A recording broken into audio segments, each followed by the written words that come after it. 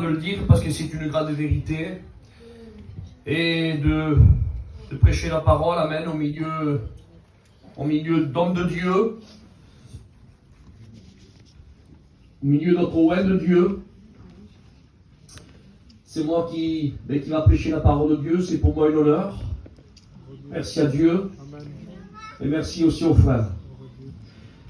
Je voudrais, sans plus tarder, ouvrir la Bible.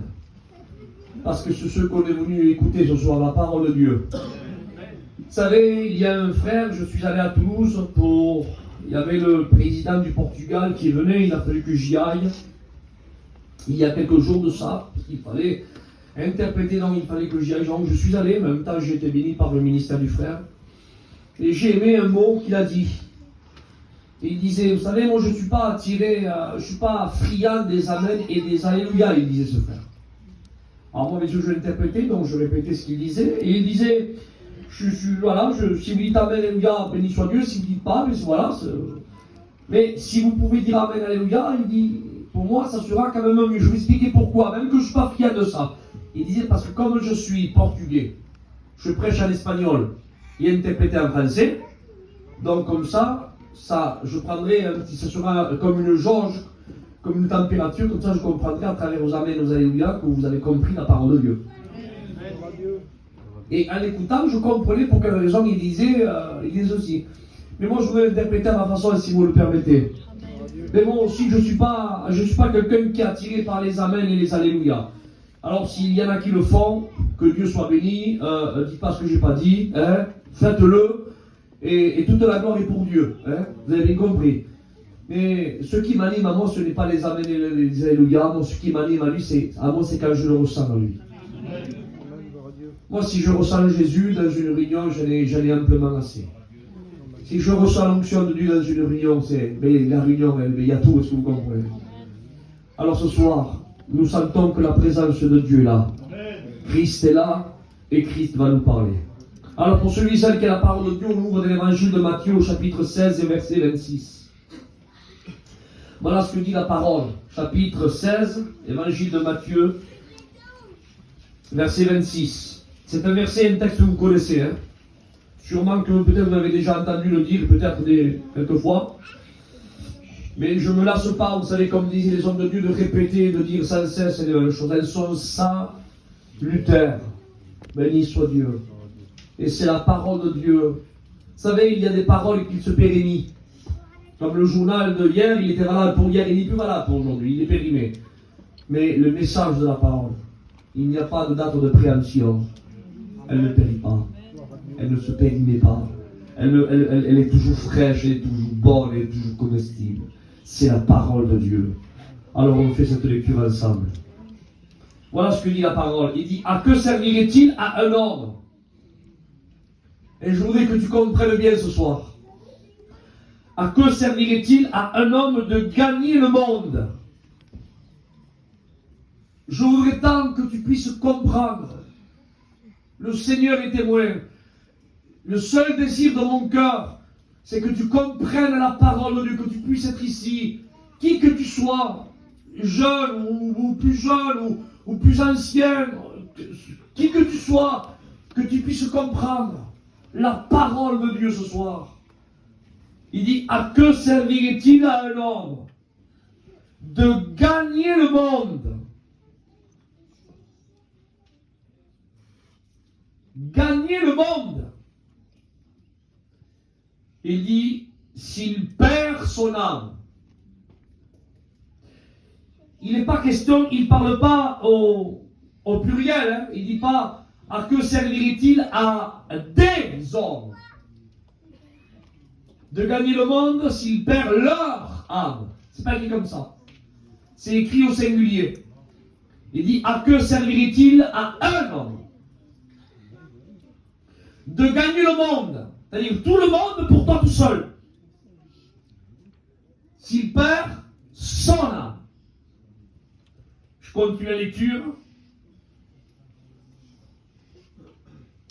Ou que donnerait un homme ou une femme, hein, c'est pareil, hein, en échange de son âme? Va reprier le Seigneur. Félix, tu le fais? Seigneur, nous voulons encore. Père, Tenemos falta de ti, Señor. Seigneur, dispose les cœurs encore dans En el nombre de Jesús. à l'écoute de ta parole, Seigneur, qui garde ta parole de jour. Pas de barrière à ta parole, Seigneur, que ta parole soit construite dans les cœurs comme toi tu le veux. Alors bénis ton messager, bénis chacun d'entre nous. On a besoin de cette nourriture, on a besoin de ta parole.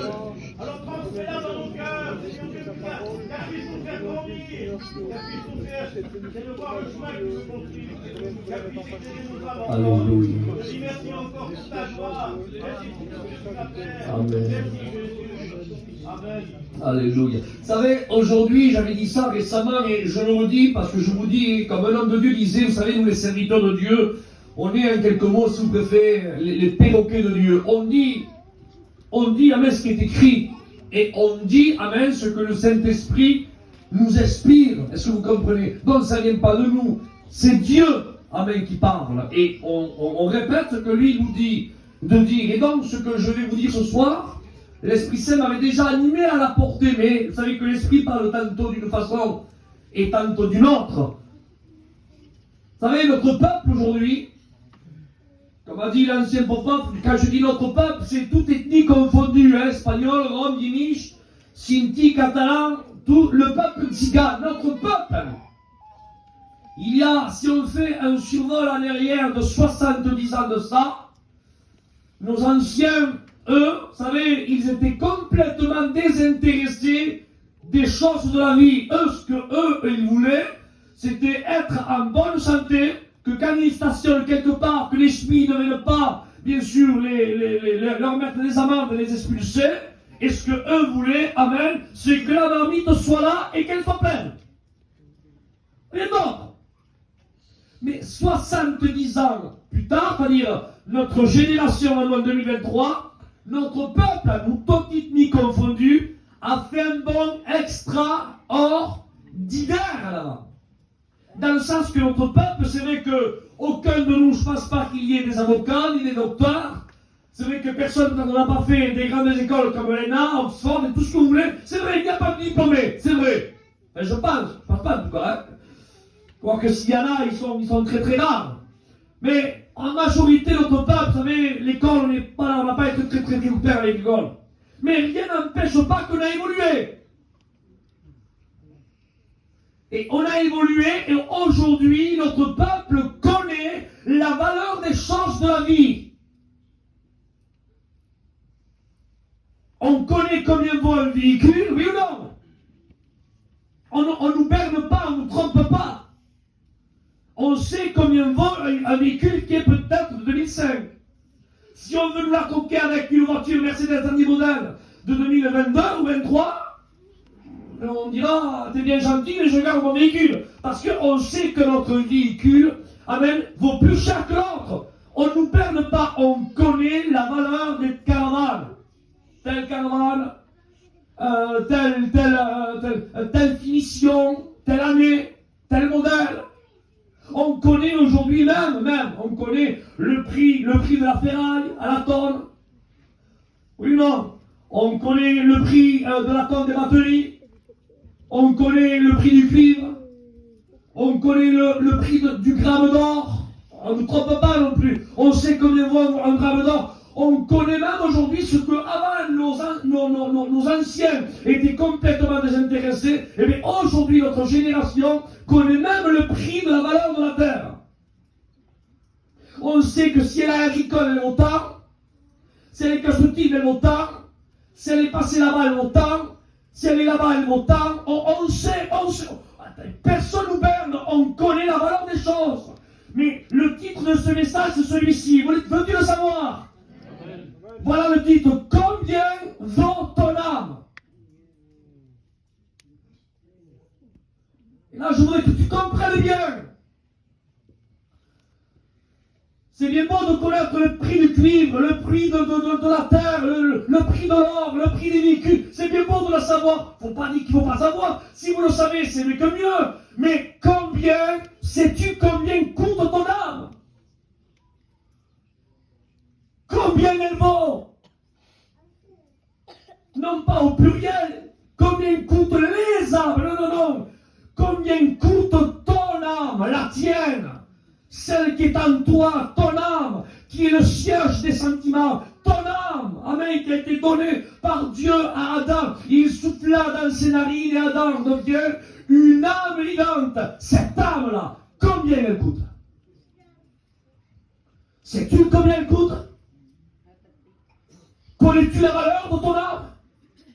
S'il faudrait la payer à prix d'euros, combien il faudrait mettre sur la table? Combien? Allez, on prend ton âme, là, qui que tu sois, hein? Parce que l'âme, que tu aies 10 ans, que tu aies 80 ans, l'âme, elle est éternelle. Elle fait partie, amen. C'est une partie de Dieu à nous. Il souffla dans les narines d'Adam et Adam devient une âme vivante. Est-ce que vous comprenez ça? L'âme, elle ne se détériore pas, elle ne se flétrit pas, elle ne vieillit pas, elle ne mourira jamais. Cette âme-là, on la met là. Combien elle coûte? Combien elle vaut? Qu'est-ce qu'il faut vendre pour l'acheter? Isaac, j'ai un terrain, il est passé là-bas, j'ai une villa là-bas, j'ai un sac là-bas comme ça, des lingots d'or. Est-ce qu'il y en a assez? Dis-moi s'il y en a assez. Alors, écoute, on va interroger la parole de Dieu. Il vaut mieux que ce soit Dieu qui te parle que moi, non? Alors, on va lui poser la question au Seigneur. Seigneur, combien vaut une âme? Alors, le Seigneur vient de nous donner la réponse. Et il dit ceci dans Matthieu 16, 26. À quoi servirait-il à un homme de gagner le monde? Le monde. Nous, peuple gitan, quand on parle du monde, on parle bien sûr de la planète Terre. Là, le ciel, bien sûr, avec la terre, avec la mer et les océans, le monde qu'on connaît. Mais mes amis, dans le grec, là, il n'est pas question de la terre. Dans le grec, il est question du cosmos. Il dit, à quoi servirait-il à un homme de gagner le cosmos? Mais c'est quoi le cosmos, Isaac? Le cosmos, alors j'ai appris, amen, je vous dis ce que j'ai appris. Vous savez que notre planète, à nous, notre planète Terre, elle fait partie, amen, d'un système solaire. Et ce système solaire, amen, est à l'intérieur d'une galaxie. Et à l'intérieur de cette galaxie, il y a 100 milliards d'étoiles.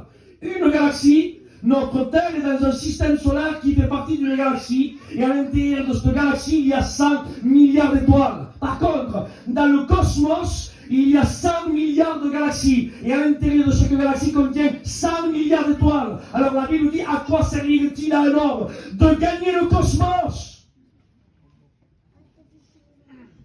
s'il perd son âme?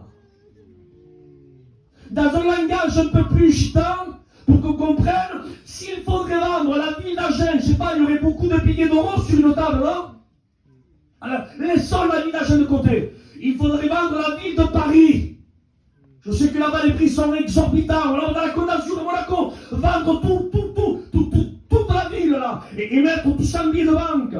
Mais il y en aurait assez pour acheter une âme. Mais écoute bien, la parole ne parle pas de vendre seulement Paris.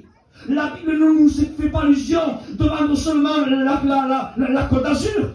La Bible nous fait entendre, elle nous laisse entendre que s'il faudrait mettre un billet de banque, vendre la planète Terre, tout ce qu'elle contient à l'intérieur de la Terre, vendre tout le globe de la Terre, l'avoir en billet de banque, mais pas seulement le globe terrestre, mais le système solaire, vendre tout ça, et pas seulement le système solaire, les 100 milliards d'étoiles, et pas seulement les 100 milliards d'étoiles avec une galaxie, mais les 100 milliards de galaxies. Quand on a à l'intérieur 100 milliards d'étoiles dans chaque galaxie, s'il faudrait vendre tout le cosmos, tout ça là, en billet de banque, il n'y aurait pas assez d'argent pour acheter ton âme. L'âme a une valeur inestimable. Alléluia. Que Dieu soit béni, à lui soit la gloire. Alors on continue dans la pensée du Seigneur. À quoi servirait-il à un homme de gagner le monde? Ou alors que donnerait un homme en échange? Je te donne mon véhicule, mais à mes conditions, il faut que tu me donnes pareil. Mais il y a des personnes qui troquent leur âme contre quelque chose d'inutile. Un peu de tabac, un petit peu de mensonge, un petit peu de péché, et quelque chose d'insignifiant. Pas possible qu'il se laisse avoir berné. Les Espagnols disent que c'est le cas de safar. Tu vas, c'est comme tirer vers ton fils tu dis papa, tu sais papa la chevalière que tu m'as donnée avec le gros diamant, là, oui, je l'ai troqué, tu sais contre quoi, contre un balamar. Tu vas vers lui, tu dis mais ton fils contre un balamar, mais la bague, elle valait 50 000 euros. Le balamar ça vaut 20 centimes, mais t'es fou quoi, mais t'es insensé, ça va pas. Mais les personnes qui troquent leur âme, une âme, amen, qui a un prix, amen, inégalable. Un prix, amen, que la valeur de tout le cosmos, tout un billet de banque, n'a pas assez de valeur pour racheter ton âme. Et bien toi, tu es en train de la troquer contre un petit mensonge, contre un petit tabac, contre un petit peu de haine, contre un petit peu d'alcool, contre un petit peu de ceci, de cela. Mais moi, je dis que tu es insensé. Ton âme. Et en plus de ça, à part que l'âme a une valeur inestimable. Mais suivez le fil de la prédication. À un certain moment, cette âme, amen, que Dieu a construit, parce qu'elle vient de Dieu. Elle a été faite par Dieu.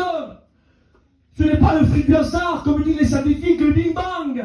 Le tohu-bohu, le bouleversement, le renversement, écrit, de cela est sorti l'atome et de cela est sorti les êtres humains. C'est faux. C'est pas comme ça.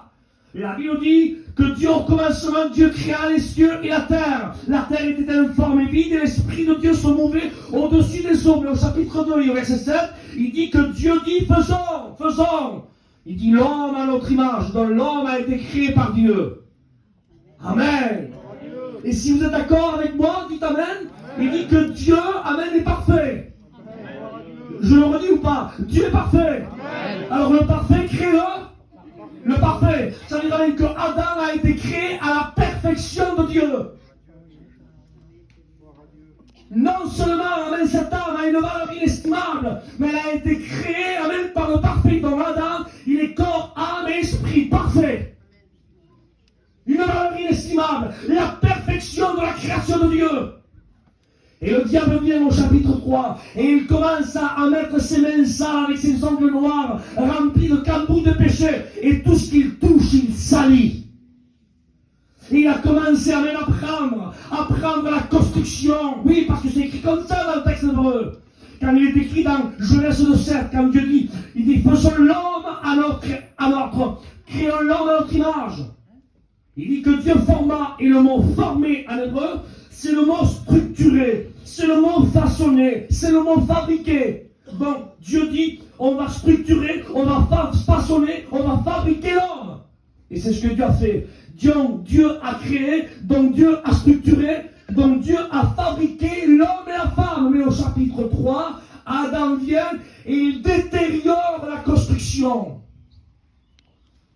Il chamboule la construction de Dieu. Il salit tout, il détériore. Il met cet édifice que l'homme était saint, pur, à l'image de Dieu. Voilà que maintenant Adam, amen, son édifice que Dieu avait construit lui est complètement renversé et chamboulé. Et je voudrais te prouver avec la parole de Dieu. Je voudrais que tu gardes le fil, amen, ne perds pas le fil, garde-le bien, amen. Je sais que tu es là. Amen, continue, je t'ai dit, 10 minutes plus après ça, on prie le Seigneur. Isaac, tu me parles, amen, que l'homme a une valeur inestimable. Oui.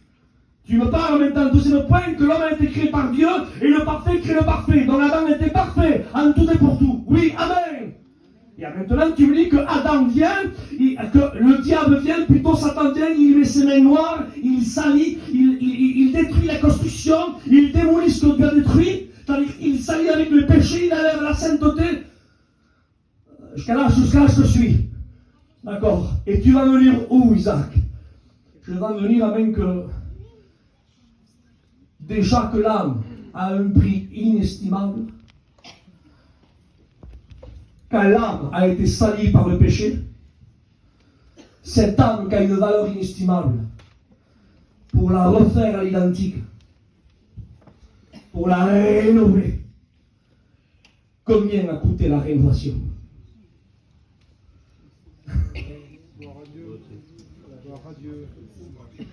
Je sais qu'il y a des charpentiers, je sais qu'il y a des peintres, je sais qu'il y a des personnes qui travaillent dans le bâtiment, et ils connaissent ce que je suis en train de dire là. Combien a coûté la rénovation de l'âme? L'âme qui a été noircie par le péché. L'âme qui a été chamboulée par la main du diable, à travers la désobéissance d'Adam. Cette âme-là que dit la parole de Dieu, tous sont pécheurs et privés de la gloire de Dieu. Il n'y a pas de juste, pas même un seul. Ils ne peuvent se sauver l'un à l'autre, ni donner à Dieu le prix du rachat. L'édifice de l'homme et de la femme, d'Adam et Ève, l'édifice qui était propre, saint, pur, qui avait été créé par le parfait, l'édifice, amen, de ce couple, créé à la perfection, a été complètement chamboulé. C'est un petit peu, amen, comme un château fait à la perfection. Et il est venu un vent impétueux, et cet édifice qui coûtait une valeur inestimable, le château a été complètement détruit. Et on dit, quel dommage!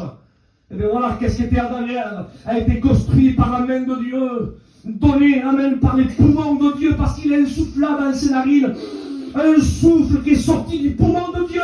Et Adam et Ève est devenu une âme vivante qui marchait, qui reflétait l'identité de leur Créateur, car Dieu est saint et il reflétait la sainteté de Dieu. Mais le diable est venu et il a souillé ce merveilleux édifice qui était Adam et Ève. Il ne portait plus la sainteté de Dieu, mais il portait maintenant l'identité du péché, le mensonge, et les a complètement défigurés. Et l'édifice qui était créé à la merveille d'Adam et Ève a été complètement chamboulé comme un château en ruine. Et Dieu, dans son amour, il a voulu entreprendre, alléluia, la rénovation de l'homme et de la femme. Mais la question est posée, combien a coûté la rénovation, mon pauvre? Parce qu'avant d'entreprendre une rénovation, qu'est-ce qu'on fait? On fait une rénovation à claquer des doigts? Non! En première question, les maçons, ceux qui connaissent le métier, seront d'accord avec ce que je veux dire. Avant de rénover, il faut rentrer et inspecter les lieux. On rentre. On dit, qu'est-ce qu'il y a, monsieur? Qu'est-ce qu'il y a là? C'est ça, rénover, je vais voir. Allez, regarde les cacandes, il y a le toit, il y a le charpente, il y a ceci, oh, en plus, il faut des pierres, il faut rénover à l'identique, il faut des pierres du nord, il faut la pierre de là-bas, il faut le ciment, c'est pas n'importe quel ciment, c'est un ciment à chaud, fait dans tel four et telle température. Elle dit, mais monsieur, mais si vous voulez construire avec tel matériau, mais je ne pourrais pas vous le faire, parce que, écoutez, autant raser tout et repartir sur une bâtisse neuve, parce que ça va coûter plus cher la rénovation que la construction. Et moi je vous dis, combien a coûté la rénovation de l'âme? Il faudrait que vous compreniez ce soir. Combien elle a coûté? Alléluia. Et avant d'entreprendre les travaux, il a fallu faire un constat des dégâts que le diable avait causés avec Adam et Ève en les faisant désobéissants. Et Dieu a regardé les dégâts. Il regarde la race humaine dans le globe entier, il regarde les dégâts que le diable a fait, et il dit, ils ne peuvent se racheter l'un à l'autre. Il dit, le rachat de leur âme est cher, et il dit, il n'aura jamais lieu. Oui, il n'aura jamais lieu par un autre homme qui est pécheur. Il dit, le rachat de l'homme est cher. Voilà le devis bonheur. L'homme, le rachat, la rénovation est cher. Et je regardais dans le mot grec, on voulait dire, le mot cher veut dire le mot yakar, et le mot yakar veut dire estimer, être coûteux, prix rare. Voilà ce qu'il fait. Il regarde la rénovation, l'ampleur de la rénovation de l'âme et de l'âme, de l'homme et de la femme, et il dit le prix est un prix exorbitant, est un prix qui est cher, une estimation qui est rare, un prix coûteux. Il est tellement cher la rénovation de leur âme, d'extraire le péché, amen, d'enlever l'image du péché, amen, de leur redonner, amen, mon identité qui est la sainteté, de redonner, amen, à l'homme et la femme ce que Adam et Ève ont perdu à travers la désobéissance, de leur redonner ce qu'ils ont perdu, mais l'estimation est chère, ils ne peuvent le faire de l'autre, c'est un prix qui est coûteux, une estimation qui est rare. Voilà ce que dit Dieu, c'est très cher, c'est rare. Le devis est fait.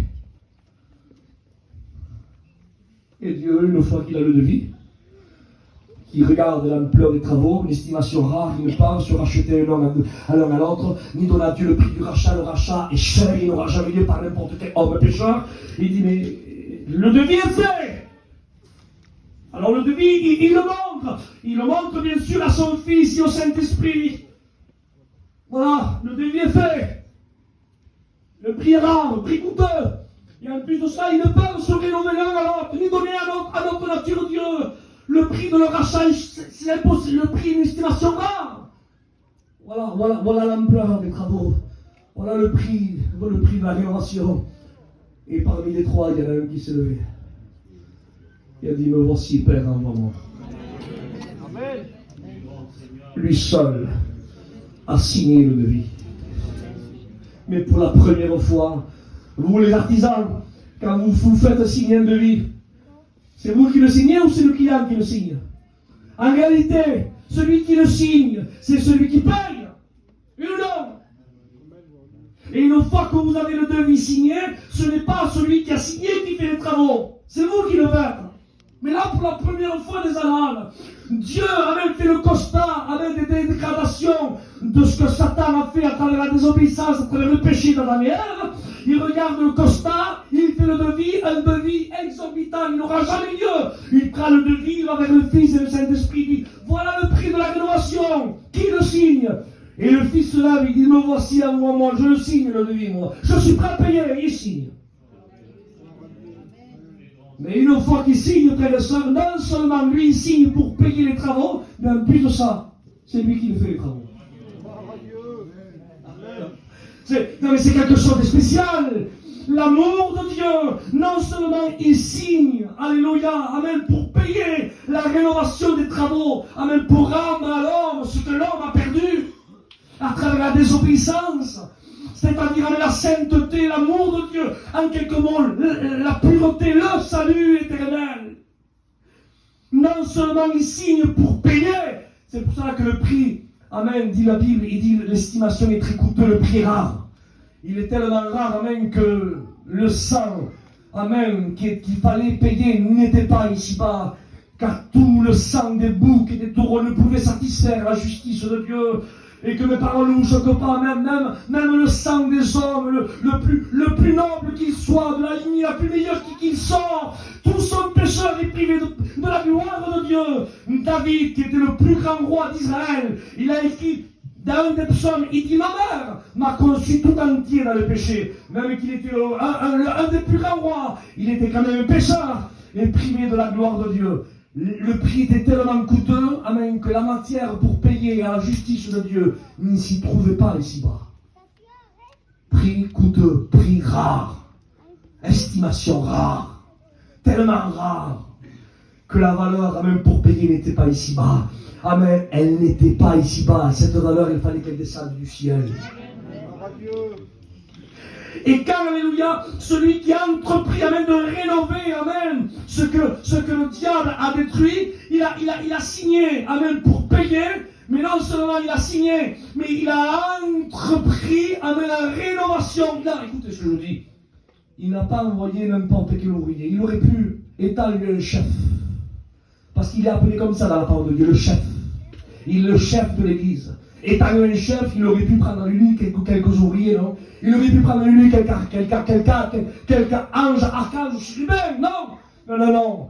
Le travail, il ne dit pas amen de le faire aux anges, il va le faire lui-même avec ses propres mains.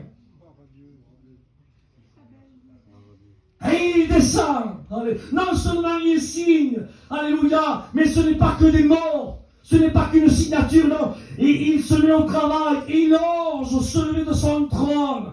Son trône, bien-aimé de Dieu, écoutez, son trône, que continuellement les anges, les archanges et les chérubins sont en train de lui dire Saint, Saint, Saint, Saint, il se voile la face, Saint, Saint, Saint, l'Éternel des armées. Eh bien, notre propre Sauveur, celui qui a signé le devis pour entreprendre la rénovation de notre âme, il a laissé son trône, il a laissé l'adoration angélique, amen, il s'est dépouillé, comme dit l'Épître aux Philippiens, de la gloire qu'il avait auprès de son Père, et lui, que la Bible parle de lui, en disant que les cieux et les cieux des cieux ne peuvent le contenir, il a accepté par amour pour toi, pour te rénover à l'identique, te redonner à l'identité qu'Adam a perdue, c'est-à-dire la sainteté de sa nature à lui, et faire de toi un sauveur. Lui que les cieux et les cieux dessus ne peuvent le contenir, il a fallu qu'il se matérialise prise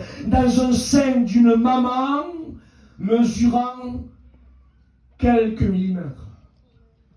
Et il a accepté le processus que tout enfant doit passer. Avoir 2 mois, 3 mois, 6 mois, 9 mois, venir au monde, apprendre à marcher. Lui qui a créé les jambes,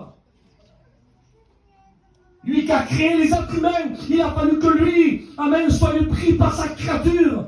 Et que sa créature l'apprenne à marcher quand il avait 2 ans. Et il devait tomber, on devait le reprendre. Et il a fallu qu'il ait 3 ans, 4 ans, 5 ans, 6 ans, 7 ans, 8 ans, 9 ans, 10 ans, 11 ans. Et on arrive à 12 ans. Et à 12 ans, regardez la hargne, amen, la hargne que Christ avait de nous rénover, qu'à 12 ans, un enfant de 12 ans, il pense à jouer, il pense, écoutez, à faire d'autres choses, mais Christ était tellement armé de cette pensée, c'était tellement, amen, mélangé dans ses cellules, comme du café au lait, qu'à l'âge de 12 ans, amen, il a dit à son père adoptif, il dit, pourquoi me cherchez-vous? Il dit, ne savez-vous pas qu'il faut que je m'occupe des affaires de mon père?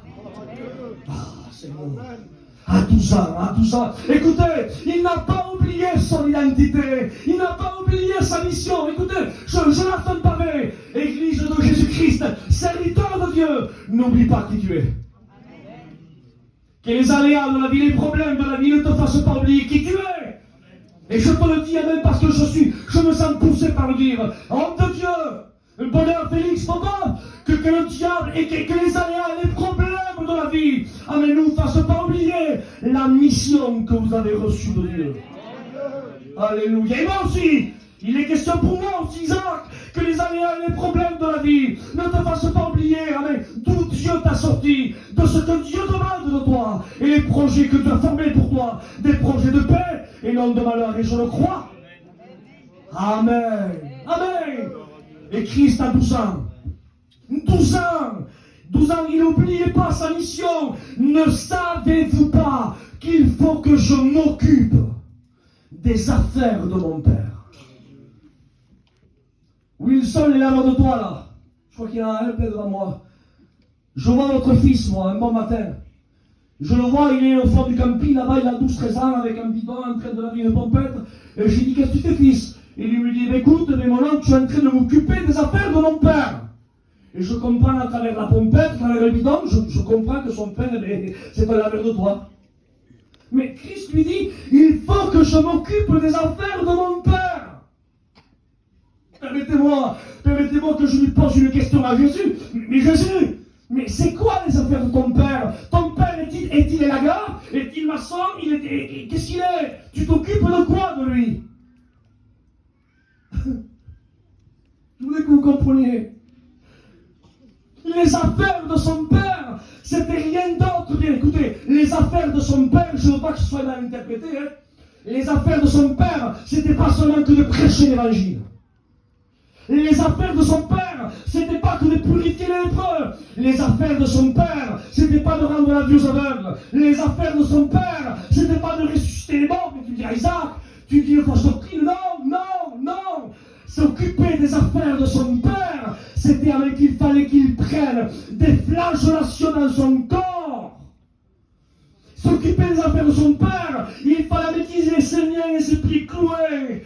Des affaires de son père, il fallait qu'il soit pendu sur le bois de la croix, parce que c'était le seul moyen de prendre notre malédiction. Parce que dit la Bible, quiconque est pendu au bois est maudit, et la malédiction qui était sur nous, il fallait que Christ, amen, soit notre substitut, il fallait qu'il prenne notre place. Et le seul moyen, il fallait qu'il soit pendu sur le bois de la croix et s'occuper des affaires de son père. C'était ça. Mon fils, il va falloir que tu prennes leur malédiction. Il va falloir que tu prennes la même leur passion, leur désir. Il va falloir que tu les cloues sur le bois de la croix. Il va falloir que tu prennes la même leur maladie à travers les meurtrissures. Il va falloir même que tu meurs, que tu expies ses péchés.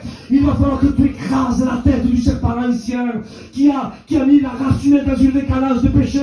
Il va falloir que tu le fasses. C'était ça, occuper de sa de son père. Écoutez ce que je dis, c'est très important. Je le dis devant Dieu que c'est très important. Même qu'il n'y ait pas d'amen, mais si vous seriez l'envie que j'ai de prêcher ce soir, c'est pourquoi? Parce que je vois tous les regards qui sont figés comme ça. Amen. Et quand on voit même qu'il y a un fil qui se connecte entre la parole de Dieu et le peuple. Alors on sent, amen, que le peuple, amen, est connecté avec, non pas avec moi, mais avec le ciel. Parce que vous êtes intéressés par la parole de Dieu. S'occuper des affaires de son père. Il ne perdait pas le nord, alors il arrive à 13 ans, 15 ans, 16 ans, 20 ans, 22 ans, 23 ans, et il arrive à l'âge où il devait commencer son ministère. Et dès qu'il peut, amen, il est conduit par l'Esprit Saint dans le désert pour y être tenté par le diable. Et le texte dit, l'évangile de Matthieu dit, après avoir jeûné 40 jours et 40 nuits, le tentateur s'approcha.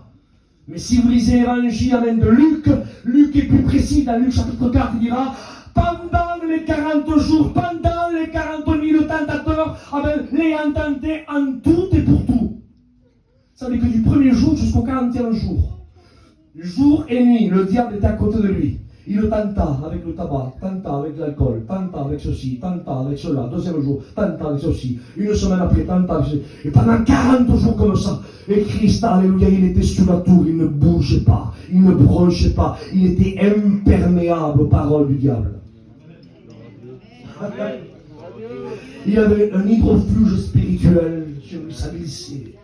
Il y a un certain moment, voyant que ça glissait sur lui, le diable, amen, a fait un raisonnement parce qu'il appelait le malin, voyant qu'il était pleinement homme, parce qu'il était, je vais l'amener après ça par contre, si vous le croyez, il était 100% Dieu, et il était 100% homme. Amen. Et voyant qu'il était 100% homme, alors il a dit, après 40 jours, sûrement qu'il doit un petit peu avoir les crocs. Alors il proposa du pain. Et là, le tentateur s'approche, et à partir de ce moment-là, il commence son ministère. Et il n'a pas chômé, croyez-moi. Alors il priait avant le miracle, pendant le miracle, après le miracle. Il sillonnait les villes, les villages, les cantons, les bourgades. Il s'occupait, écoutez, des familles nombreuses, mais il s'occupait aussi des orphelins. Il s'occupait des veuves, des délaissés, des méprisés, des lépreux. Christ n'avait rien, il ne s'échappait de son regard. Il avait de la compassion pour tout le monde. Comme pour toi ce soir, tu n'es pas un oublié de Dieu. Je te le dis devant Dieu que c'est vrai. Tu n'es pas un oublié de Dieu. J'ai fait une expérience ce matin que je racontais à mon cousin d'une veuve. Elle m'avait demandé un petit quelque chose, parce qu'elle voulait passer un moment de prière avec moi. Et donc elle m'avait réprimandé, vous savez. Mais une réprimandation de femme de Dieu, une réprimandation parce qu'elle était une servante de Dieu. C'était ma tante. Et donc, elle me dit, j'ai besoin de toi, tu sais, t'es mon pasteur, il faut que... Et donc, moi, elle avait raison à 100%. Devant la vérité, il n'y a pas de force, il faut s'incliner. Et donc, je me suis incliné. Mais il s'est passé pas mal de mois de ça. Et aujourd'hui, le prix du Seigneur.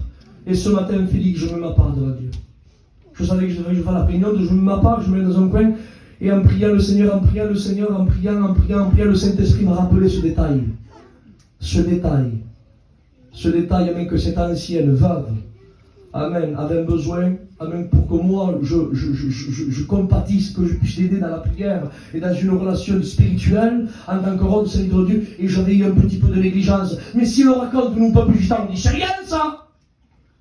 Et je l'ai bien écrit, papa, c'est qu'une veuve, elle a 90 ans, mais bon, c'est pas trop méchant, c'est pas grave, ça. Il faut s'occuper des grandes lignes. Oui, mais ça, c'est notre vision à nous, ça. Le Saint-Esprit dans le ciel, amen, ça, il s'est passé 4-5 mois de ça, hein, ou peut-être plus. Le Saint-Esprit me l'a rappelé. Rien ne s'échappe de son regard. Ce petit détail, la petite veuve, là, Dieu me l'a rappelé. Tu te rappelles ça et ça et ça et ça. Et je demandais pardon à Dieu. Pardon, Seigneur. Je te le dis devant Dieu. C'est une expérience que j'ai faite, amen, qui s'est marquée au fer rouge à mon cœur. Et je vais essayer de tout mon cœur de négliger personne. Tu sais pourquoi?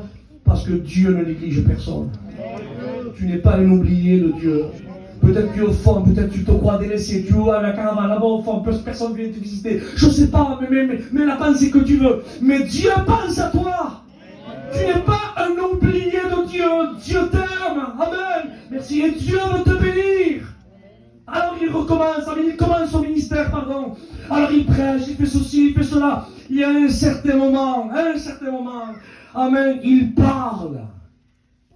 Et il dit, Christ, hein, il dit, il y a, à ses disciples, il y a un baptême que je dois être baptisé. Ah bon? Il y a un baptême que tu dois être baptisé. Et on a appris aux économies qu'il y en a 4. Alors il y a le baptême de la régénération, de la naissance. le baptême d'eau, le baptême du Saint-Esprit et le baptême de souffrance. Donc Christ parle, lui, il dit, il y a un baptême que je dois être baptisé, il dit, il y a un baptême que je dois être baptisé. Ah bon? Alors, faisons un petit peu l'historique des baptêmes de Jésus. De quel baptême il parle? Du baptême de la régénération? Mais bien sûr que non, il n'a pas besoin de naître de nouveau, lui. Il était la vie. Donc, celui-ci, il ne parle pas de ce baptême-là. Deuxième baptême, le baptême d'eau, il a déjà été baptisé par Jean le Baptiste, donc il ne parle pas de celui-ci. Troisième baptême, et le baptême dans le Saint-Esprit, mais il était le temple de l'Esprit. La colombe, amen, était sur lui. Et lui-même, en déroulant le rouleau dans la synagogue de Nazareth, il accomplit la prophétie d'Ésaïe 61. Car l'Esprit du Seigneur l'Éternel est sur moi, car l'Éternel m'a oint pour annoncer une bonne nouvelle. Donc, c'est pas non plus ce baptême-là, alors. Il parle de quel baptême? Si celui du baptême de la souffrance. Maintenant que vous connaissez de quel baptême Jésus, il fallait de quel baptême il soit baptisé, je vais continuer plus loin par rapport à la phrase du texte. Que dit Jésus? Il dit, il y a un baptême. Il dit que je dois être baptisé, donc c'est le baptême de souffrance. Et vous savez qu'est-ce qu'il dit? Il dit, et cela me tarde de l'accomplir. Ça c'est spécial, mon frère. C'est spécial. Alors, moi pareil, je vous le promets, moi, je m'accorde que quand je suis né de nouveau, il y avait un baptême, amen, cela me tardait de l'accomplir. C'était le baptême d'eau. Quand est-ce qu'ils vont me baptiser? Quand? Et une fois qu'ils m'ont baptisé, après je me disais, je vais être baptisé dans le Saint-Esprit. Et cela me tardait. Quand est-ce qu'on fait la recherche du Saint-Esprit? Et cela me tardait. Mais jamais de la vie, le baptême de souffrance. Cela ne me tarde pas, moi, de souffrir. Est-ce que vous comprenez? Perdre l'enfant, être flageolé, être roué de coups, être murmuré, faire ceci, faire cela, parce qu'il y a des personnes qui souffrent, comme l'église primitive. Comme certains dans l'église primitive, c'est qu'est-ce qu'on faisait? L'empereur de Rome, on prenait certains chrétiens dans les rues de Rome, on les imbibait de goudron, de bitume, on leur mettait le feu, et ils servaient d'antorche vivante dans les rues de Rome. Et eux, comme ça, c'était des flammes de feu. Et même en étant des flammes de feu, ils disaient, fils de David, aie pitié de moi. Alors, le quatrième baptême de souffrance, ce baptême de souffrance, à moi, Isaac, mais cela ne me tarde pas, il ne me tarde pas, ce baptême de souffrance à moi. Maintenant, interrogeons Christ. Christ a 12 ans, ne savez-vous pas qu'il faut que je m'occupe des affaires de mon Père?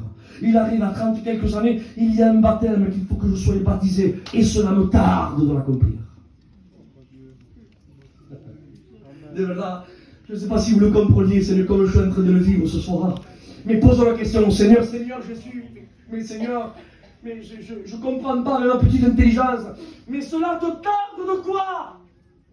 Permettez-moi de lui dire, mais ça te tarde de quoi? Seigneur Jésus, ça te tarde de quoi? De quoi? Il nous répondrait, ça me tarde de souffrir, mais souffrir en quoi? Mais ça me tarde, qu'on m'arrache ma barbe. Ça te tarde qu'on t'arrache la barbe? Oui. Ça me tarde qu'on me foute des coups de poing, qu'on me brise les lèvres, qu'on me foute des yeux au beurre noir. Cela me tarde qu'on prenne le courant d'épines, mesurant certaines épines 7 cm de long, les mettant là sur ma tête avec un roseau en train de me frapper pour que les épines s'enfoncent. Cette douleur que je vais recevoir, cela me tarde. Cela te tarde? Comment ça te tarde? Oui, cela me tarde aussi de mettre mon dos, de tirer la peau de mon dos, et que ces bourreaux, ces soldats romains, prennent avec un fouet, avec des lanières en cuir, avec des bouts d'os et de fer à la pointe, et avec des bras habiles, ces bourreaux qui sont en train de me fouetter devant tout le monde, et 2, et 6, et 8, et 15, et 30, et 40, et 50, parce que Christ n'a pas reçu 39 coups de fouet moins 1. 40 moins 1, il a pris un nombre de coups de fouet incalculable. Parce que ce n'était pas un juif qui avait fouetté Jésus, c'était les soldats romains.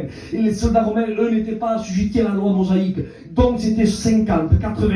Je ne sais pas combien de coups de fouet. Par contre, le psaume dira, ils ont labouré mon dos. Labouré mon dos. Vous savez qu'est-ce que c'est que le champ qui est labouré? Vous avez passé devant le champ labouré? Vous ne voyez même pas le brindille d'herbe.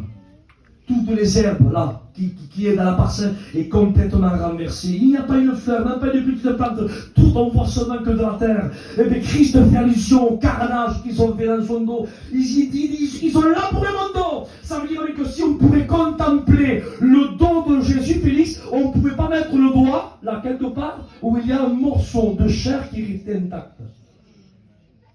Toute la chair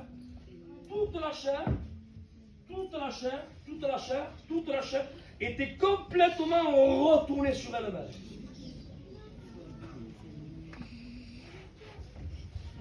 C'est pour ça que le psaume dira, au chapitre 22, verset 7, il dit, je suis point un homme, il dit, mais je suis un ver. Quand on prend un ver et on le suspend comme ça, vous savez qu'est-ce qu'on voit? On ne voit pas de forme, on voit une masse de chair, de viande informe. Voilà, Christ dit, je ne suis pas un homme, il dit, je suis un ver. Parce qu'il était suspendu entre ciel et terre sur le croix, il était tellement méconnaissable, défiguré, sa peau, tout retourné sur elle-même. On pouvait même voir à l'œil, compter tous ses os, les os apparaissaient. On aurait dit un morceau de chair qui pendait. Cette souffrance. Et il dit oui, cette souffrance-là. Parce que la souffrance, il ne l'a pas découvert. Il la connaissait. Et connaissant la souffrance, il dit cela me tarde. Ouais, sincèrement. Franchement, c'est pour se mettre à genoux, de verdad, et décider, oh le Seigneur, quel homme eras. Écoutez, je le dis, vos enfants, d'accord, hein? Votre héros à vous, c'est peut-être les Avengers. Mon héros à moi, c'est lui.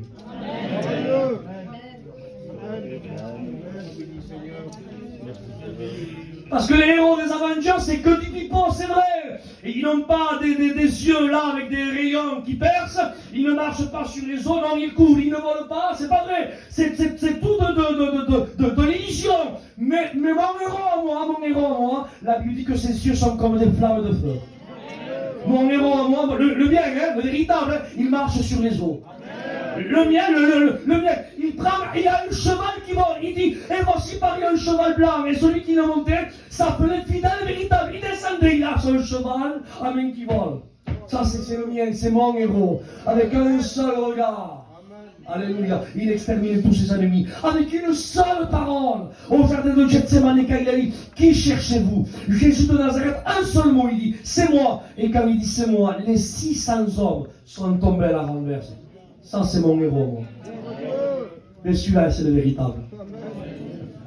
Ça, c'est le véritable. C'est le verdader, celui-là. C'est le vrai. Et celui-là, c'est le Christ. Alors, reprenons le fil et je termine le message. Combien vaut ton âme? Déjà, par elle-même, elle a une valeur inestimable. Alléluia. Mais en plus de ça, quand le diable a souillé ton âme, amen, elle coûte encore beaucoup plus cher aujourd'hui. Parce qu'amen, elle a été rénovée au prix du sang précieux de Jésus-Christ.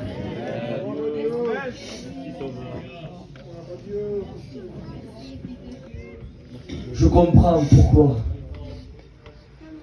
Je comprends pourquoi les adultes qui ont un petit peu de jugeote, quand ils ont un petit peu d'argent, ils disent, attends, les sous, oui, tu vas investir sur quoi? Ben, je sais pas, je vais acheter des... Alors, je vais acheter un beau véhicule. Et je fais un petit peu de jugeote, je dis, je n'achète pas un véhicule, ça vous chie. Bon, si, c'est bien, mais bon, voilà. Ça va des côtés. Il vaut mieux que tu achètes un bout de terre, prends une maison, ça prend de la valeur. Gaspille pas tes deniers pour quelque chose de périssable. Mais laissez-moi vous dire, c'est pour cela que le diable ne court pas, lui, derrière les terres, derrière les maisons, derrière l'or, derrière tout ce qu'on voit, parce qu'il sait que tout cela c'est périssable. Il court derrière une chose qui a la seule valeur, et la seule valeur c'est toi. Le diable court derrière toi parce qu'il te veut. Et il sait, amen, que l'investissement, là, c'est un investissement qui ne va pas se détériorer. C'est un investissement qui sera pour l'éternité, et l'éternité, avec lui dans le séjour, dans le feu de la Jérém. Au nom du Seigneur, échappe. Échappe au grand carnage, échappe. Écoute, je l'ai prêché hier à Toulouse, je t'ai invité à Toulouse, je l'ai prêché. Je disais l'enfer. Certaines personnes n'ont pas illusion de l'enfer. Je donne le témoignage à mon cousin. C'est dommage qu'il n'a pas donné ce soir. Peut-être un autre jour il le donnera, parce qu'il a fait une expérience merveilleuse. Et je l'ai raconté à sa place. L'enfer, c'est tellement quelque chose de terrible, tellement quelque chose chose de terrible, parfait. Je l'ai dit après. Et comme je sais que vous ne perdez pas le fil, au début du message, je vous ai dit comme ça. Je vous ai dit, le parfait crée le... Alors, la question est, qui a créé l'enfer?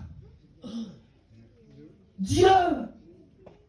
Il dit, retirez-vous de moi. Il dit, et allez dans le feu éternel qui a été préparé, dit Jésus. Allez dans le feu de la géhenne qui a été préparé pour le diable et ses démons. Mais qui l'a préparé?